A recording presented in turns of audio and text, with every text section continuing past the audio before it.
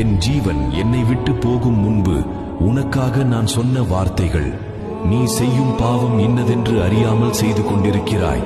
உன் பாவத்தின் விளைவை உன் பிள்ளைகள் அனுபவிப்பார்கள் என்பதை மறந்துவிடாதே.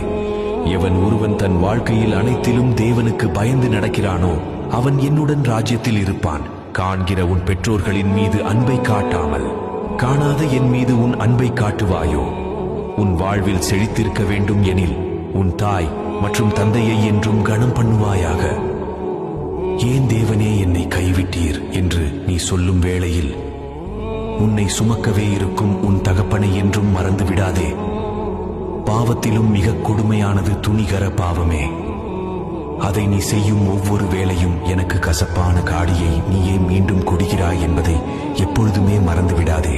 மனதின் போராட்டமான சூழ்நிலை, அடிமைப்பட்டிருக்கும் காரியம், பொருளாதார சிக்கல், குடும்பத்தின் பிரச்சனை, நான் உனக்கு வாக்களிக்கிறேன், திடன் கொள். எல்லா துன்பங்களும் இன்றோடு முடிந்தது. பிள்ளையே, இன்று உன்னிடம் நான் கேட்பது ஒன்றே.